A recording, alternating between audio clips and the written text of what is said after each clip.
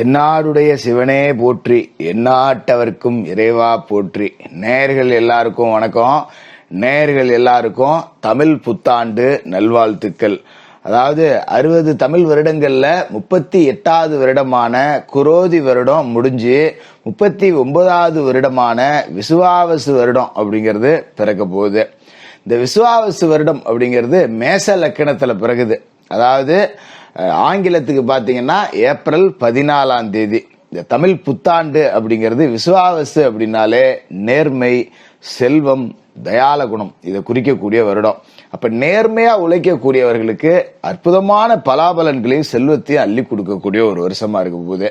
இந்த வருடங்களோட கிரக நிகழ்வுகள், ராசி மாற்றங்கள் அப்படின்னு பாத்தீங்கன்னா, கிரகங்களோட ராஜா சூரிய பகவான் மேச ராசியில உச்சமடைவார். செவ்வாய் கடகராசியில நீசமடைகிறார். புதன் மீனராசியில நீசமடைகிறார். சுக்கிரன் மீனராசியில உச்சமடைகிறார். 2 கிரகங்கள் உச்சம், 2 கிரகங்கள் நீசம். அப்படிதான் இந்த வருடம் அப்படிங்கிறது பிறக்குது.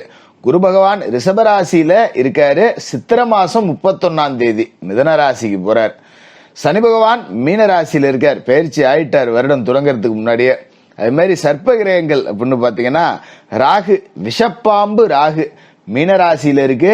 வைகாசி மாசம் 4ஆம் தேதி, அதாவது குரு பகவான் பயிற்சியாகி அடுத்த 4 நாள்ல மீனராசியிலிருந்து ராகு கும்பராசிக்கு போறார். விஷமற்ற பாம்பு கேது கன்னிராசியிலிருந்து வைகாசி 4ஆம் தேதி அதே நேரத்துல சிம்மராசிக்கு போறாரு. இந்த கிரகங்களோட ராசி மாற்றம், இந்த கிரகங்களோட உச்சம் நீசம், இந்த கிரகங்களோட பார்வை இந்த விசுவாவசு வருடத்துல உங்களோட ராசிக்கு என்னத்தை கொடுக்க போகுது அப்படிங்கிறத பார்த்துருவோம்.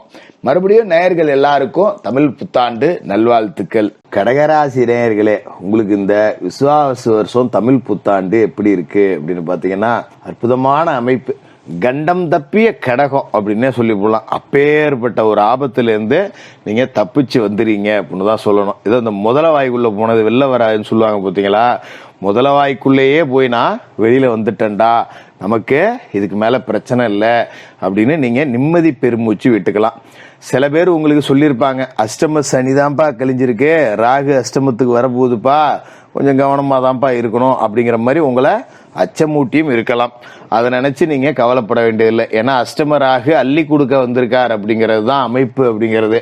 நம்ம என்ன நடக்க போகுது அப்படிங்கிறத ஒன்னா பார்ப்போம். நீங்க நேர்மறை ஆற்றலோட எதையுமே எதிர்கொள்ளணும். ஏன்னா ரொம்ப கஷ்டப்பட்டீங்க, அதனால எதுல இறங்கினாலும் கொஞ்சம் பயம் அப்படிங்கிறது இருக்கதான் செய்யும். ஏன்னா 7.5 சனி அப்படிங்கிறது எந்த அளவுக்கு பாடுபடுத்துமோ அதை விட மோசமா உங்களை அஷ்டம சனி படாத பாடுபடுத்திருச்சு. அப்ப எதை சொன்னாலும் நம்புற மாதிரியே ஒரு மனநிலை நமக்கு இல்லை. எங்க நமக்கு உருப்பட போறோம், கடகராசில என்னத்த விளங்கி என்னத்த போய் போ அப்படிங்கிற மாதிரிதான் கடகராசிக்காரர்களோட மனநிலை இருக்கும்.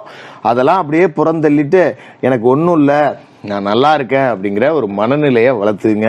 ஒரு முக்கியமான விஷயம் என்ன அப்படின்னா, சனி பெயர்ந்துட்டார். வருடம் பிறக்கும் போதே சனி அப்படிங்கிறவரு பெயர்ந்துருவாரு. சனி இப்ப 8ல இருந்து 9க்கு போயிட்டார். அப்படிங்கிறப்ப 9ஆம் இடத்துல இருக்கக்கூடிய சனி பகவான் நிறைய வாய்ப்புகளை உருவாக்கி கொடுப்பாரு. நிறைய இழந்திருப்பீங்க இல்லையா, உங்களோட கடந்த கால இழப்புகள் எல்லாம் சரி கட்டுறதுக்கு வாய்ப்பு அமைச்சு கொடுப்பாரு. ஒரு தொழில ஒரு முதலீடு போட்டேன், 2 லட்சம் காலி, 4 லட்சம் காலி அப்படின்னு இருக்கவங்களா, எந்த தொழில இழந்தீங்களோ அதே தொழில் மூலமா உங்களுக்கு திரும்ப வர வைப்பார். ஒருத்தண்ட பணம் கொடுத்து ஏமாந்து இருந்திருப்பீங்க, நம்ம ஜாமீன் போட்டு கொடுத்துருப்பான், அவன் தூக்கிட்டு ஓடி இருப்பான், நம்ம தண்டை கடன் கட்டியிருப்போம்.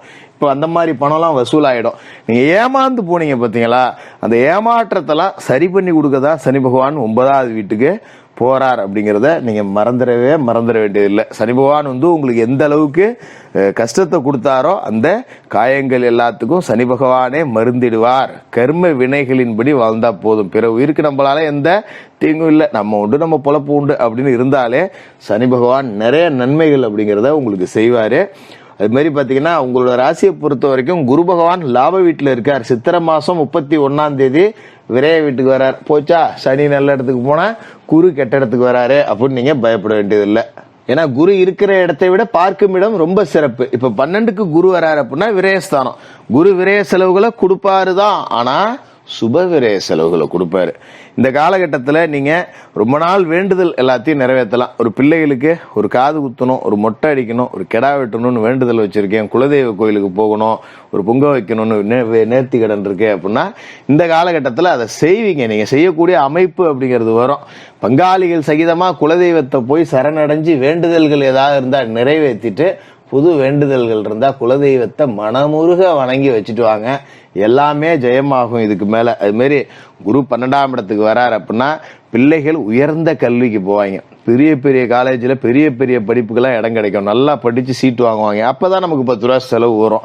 இந்த மாதிரி சுபவிரய செலவுகள். அது மாதிரி திருமண வயதில் இருக்கிற பிள்ளைகளுக்கு திருமணம் நடத்தி வைக்கலாம், நல்ல வரன் அப்படிங்கிறது அமையும்.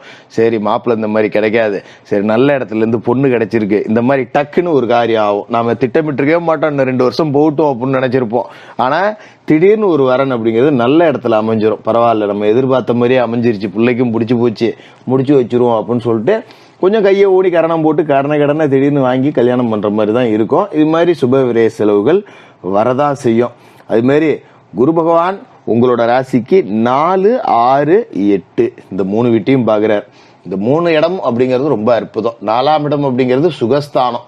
நீங்க மருத்துவ செலவுகள் பண்ணியே ஓடா தேஞ்சு போயிருந்திருப்பீங்க அஷ்டம சனி காலகட்டத்துல. இப்ப சுகஸ்தானத்துல குரு பார்வை விழுவுது அப்படிங்கும் போது இதுக்கு மேல மருத்துவ செலவுகள் இருக்காது. குறிப்பா தாயாருக்காக மருத்துவ செலவுங்கிறது தொடர்ச்சியா பண்ணிக்கிட்டே இருந்திருப்பீங்க. வார ஆஸ்பத்திரி கூட்டு போறேன், சில பேர் டயாலிசிஸ் பண்ணிக்கிட்டு இருக்கேன், வரேன், இந்த மாதிரியான மருத்துவ செலவுகள் பார்த்தவங்களுக்குலாம் இதுக்கு மேல வைத்திய செலவுகள் அப்படிங்கிறது இருக்காது. அது மாதிரி உங்களோட சொந்த தேக ஆரோக்கியம் அப்படிங்கிறது சிறப்பா இருக்கும். அதோட கடந்த காலகட்டத்துல தாய் வழி உறவுகள்ல பிரிவு இருந்திருக்கலாம். தாய் மாமனோட பிரச்சனை, அம்மாவோட கூட பிறந்த அக்கா தங்கச்சி கூட பிரச்சனை, இந்த மாதிரி எல்லாம் இருந்திருந்ததுன்னா அந்த பிரிவினை அப்படிங்கிறது நீங்கி எல்லாரும் இப்ப இணக்கமா செயல்படுவீங்க. அப்படி ஒரு யோக அமைப்பு அப்படிங்கறதும் இருக்கு. உங்களோட சொந்த தேக ஆரோக்கியம் அப்படிங்கறதும் நல்லாவே இருக்கும். பரவாயில்லடா இப்ப கொஞ்சம் உடம்பு வலுவா இருக்கு அப்படின்னு சொல்லிட்டு நீங்க கொஞ்சம் அதிகபட்ச பணிகள் அப்படிங்கறதையும் செய்வீங்க, அதிக பயணம் மேற்கொள்ளுவீங்க, அதன் மூலமா 10 ரூபா வருமானம் ஈட்டுவீங்க. இந்த அமைப்பு எல்லாமே உங்களுக்கு கிடைக்கும். 6ஆம் இடத்துலயும் குரு பார்வை அப்படிங்கிறது விழுவுது. இதை சாதாரணமா சொன்னோம்னா இதை கேட்கும் போதே பாத்தீங்கன்னா உங்களுக்கு 2-3 லட்சம் ரூபாய்க்கு நகை அடவு பேங்க்ல கிடைக்க 5 லட்சம் ரூபாய் வரைக்கும் நகை கடன் இருக்கு. என்ன பண்றதுன்னு தெரியல, எல்லா நகையும் கொண்டு வச்சாச்சு, அல்ல அவசரத்துக்கு செலவுனா திரும்ப வைக்கிறதுக்கு கூட நகை இல்லை அப்படிங்கிற நிலைமையில இருந்தவங்களுக்கு இப்ப இந்த நகைகளை மீட்கிறதுக்கு வழி பிறக்கும். குறிப்பா எனக்கு பெரிய மன உளைச்சலே இதாண்டா, இருக்கிற நகையை மூட்டு வச்சுட்டு போயிட்டேன்னா பெரிய பிரச்சனை இல்லை, அதுக்கப்புறம் நான் எப்படியோ பொழைச்சிக்குவேன், வீட்டுல பேங்க்ல இருந்து நோட்டீஸ் வந்தாலே வீட்டுல சண்டை வருது, வட்டி கட்டலையா, மூட்டு தெரியலையா, போறியா வரலையான்னு அதுல இருந்து வந்தாலே போதும் அப்படின்னு இருக்கிறவங்களுக்குலாம் அதுக்கான வழி அப்படிங்கிறது பிறக்கும். கவலைப்பட வேண்டியதில்லை. அது மாதிரி உங்களோட எதிராளிகள், அதாவது நம்ம ஒரு இடத்துல வேலை செய்யறோம்னா நம்மளை போட்டு கொடுக்க ஒருத்தர் இருப்பான், நம்மளை எப்படா காலி பண்ணலான்னு ஒருத்தர் இருப்பான், தொழில் செஞ்சோம்னா தொழிலை கெடுக்கிறதுக்குன்னே 4 பேர் இருப்பாங்க, கடன் வச்சுட்டு ஓடி போடுவானுங்க, திரும்ப தர மாட்டானுங்க, தேவையில்லாத இந்த மாமூல் பிரச்சனை எல்லாம் வரும். அதெல்லாம் இதுக்கு மேல இருக்காது. தொழில் போட்டியாளர்கள் எதிராளிகளை எல்லாத்தையும் வெல்லக்கூடிய சத்ரு சம்ஹார பலத்தை குரு பகவானோட 6ஆம் இட பார்வை அப்படிங்கிறது கொடுக்கும். இப்ப ராகுக்கு வரேன். ராகு அட்டமத்துக்கு வைகாசி 4ஆம் தேதி வராரு. அஷ்டம ராகு பிரச்சனையை கொடுக்க மாட்டாரா ஜோசியரை அப்படின்னு நீங்க கேட்கலாம்.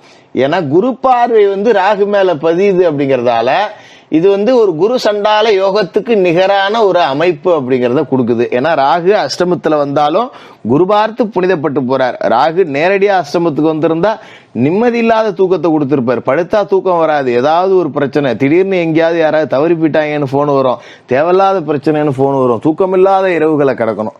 அந்த மாதிரி அமைப்பு இதுக்கு மேல இருக்காது. ஏன்னா ராகு புனிதப்பட்டு போறார். அப்ப உங்களோட சில பேருக்கு அந்த கெட்ட கனவுகள் அப்படிங்கிறது நிறைய வந்திருக்கும். குறிப்பா பாத்தீங்கன்னா உயிர் பயம் நிறைய வந்திருக்கும். அந்த பிரச்சனைகள்லாம் இதுக்கு மேல வராது. நிம்மதியான ஒரு உறக்கம் அப்படிங்கிறத கொடுக்கலாம். அது மாதிரி கேது 2வது வீட்டுக்கு வரார். தனவாக்கு குடும்பஸ்தானத்துக்கு கேது வரார். அப்படிங்கிறப்ப யாருக்கும் ஜாமீன் போடக்கூடாது. நம்மள்ட்ட இருந்தா 10 ரூபா கொடுங்க, இல்லைன்னா இல்லைன்னு சொல்லிருங்க. தனம், வாக்கு, குடும்பம் இந்த 3ஐயும் குறிக்கக்கூடிய இடத்துல கேது வரார். யாருக்கும் வாக்கு கொடுக்க கூடாது, யாருக்கும் ஜாமீன் கொடுக்க கூடாது. ஒருத்தங்கள்ட்ட ஒரு விஷயம் செய்யணும் அப்படின்னு சொன்னா முடிஞ்சா செய்யறேன்னு சொல்லுங்க, இல்லைன்னா முடியாதுன்னு கலந்துட்டு போயிடுங்க. நான் செய்யறேன்னு சொல்லிட்டு அப்புறம் நம்மளால முடியாம போயிட்டு சிக்கல் வந்துடும். அதுல கொஞ்சம் கவனமா இருக்கணும். குடும்பத்துல சின்ன சின்ன சண்டை சச்சரவுகள், ஊழல் கூடல் அப்படிங்கிறது வழக்கமா வரும். கொஞ்சம் விட்டு கொடுத்து போங்க. மற்றபடி பெரிய பாதிப்புகள் அப்படிங்கிறது எதுவும் இல்லை. 2ஆம் இடத்துல இருக்கிற கேதுவுக்கு பரிகாரமா செவ்வாய்க்கிழமை ராகுகால நேரத்துல துர்க்கைக்கு நெய் தீபம் அல்லது எலுமிச்சை பழ தீபம் ஏத்துங்க. சாலையோரத்துல இருக்கக்கூடியவர்களுக்கு வண்ண நிற போர்வை அப்படிங்கிறத தானமா கொடுங்க. வயதானவர்களுக்கு உங்களால முடிஞ்சப்பெல்லாம் அன்னதானம் பண்ணுங்க. இந்த தமிழ் புத்தாண்டு ஒரு மிகப்பெரிய விடுதலையை கொடுத்து அதற்குண்டான வெற்றியையும் கொடுக்கக்கூடிய வருடமா இருக்கும். கடகராசிக்காரர்களுக்கு வாழ்த்துக்கள்.